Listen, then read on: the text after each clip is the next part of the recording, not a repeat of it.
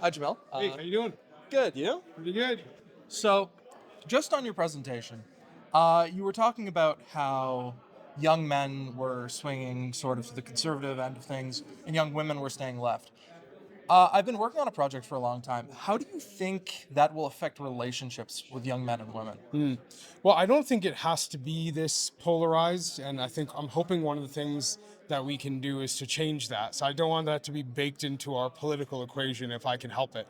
I believe that there are a lot of women who want to see positive changes for their sons, their brothers, their friends, their neighbors. And when we talk about wanting to solve the problems that are uniquely affecting young men, I don't see that as only appealing to young men, right? But I do think you're right to point out that, polarization in politics can affect relationships that people have. And you hear stories of people, right? You read about them online where someone's, matched with somebody on an app, and then, politics winds up being the reason that they don't actually, want to talk to each other. And I think that's a problem. So, probably the best thing we could do is just try to encourage people to talk to each other despite their political differences and not see that as like a tribal identity that we can't, bridge between, right? Yeah, absolutely. And do you see that sort of changing in the coming few years? Yeah, look, as you heard in the presentation, I do represent the more optimistic camp, right, on these questions. So, like, my view is that if we convince people that we can make their lives better, they will be open to thinking about conservative ideas as a solution to their problems. And I wouldn't be in this job if I didn't think that we could accomplish that goal. And that's what I'm trying to do, right?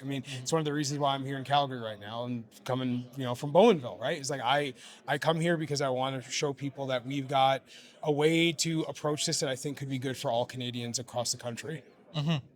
And going a little bit more on that, young men were sort of a silver bullet for the Conservatives last election, being predominantly Conservative supporters, coming out in huge numbers, and getting the Conservatives a number of seats that they haven't seen in like 10 years. Do you think that will transition to Ontario provincial politics with Doug Ford next election?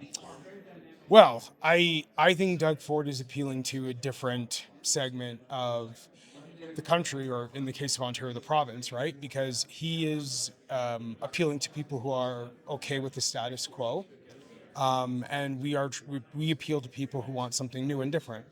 And I believe that more Canadians are going to want something new and different, and fewer Canadians are going to want the status quo. So I think the numbers are on our side, and I'm confident that over time we get stronger and he gets weaker. And a little bit more on Doug Ford. Recently, we saw Doug Ford get in line with the federal Conservatives on the stand armed guard provision, only after someone he knew had been affected on crime. What are your thoughts on that? Well, the same thing happened with auto theft. You might remember that until someone tried to steal a car from his driveway, he wasn't very vocal about the increase in auto thefts in the Toronto area. So, yeah, I don't think politicians should wait for a problem to affect their personal lives before they take a position. And this is why, being principled, believing in something, and standing up for what is right is important, because you got to fight for other people. It's not just when it affects you, right? You got to take a stand when it's not about you and it's about the people who elect you and the people you serve. And recently, we saw Doug Ford pour out a bottle of Crown Royal at a press conference. And we're talking about fighting for other people. He seems to be fighting for those 180 people. But do you think that his alcohol ban had anything to do with the closure of that plant? Yeah, look, it's interesting when incumbent politicians take no responsibility for any problem. And in the case of Ontario, he's been in charge for 7 years. Uh, I mean, could he have made anything better in that time? He's had majority governments to present all kind of policies that could have been made for a better business environment in Ontario. He's not doing that.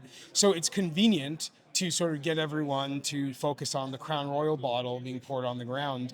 But I think he still needs to answer some questions about what is he doing to make for a growing economy in Ontario. And he can only, distract people for so long before he actually has to answer that question. Perfect. Thank you so much for your Thank time. you. Yeah, appreciate it.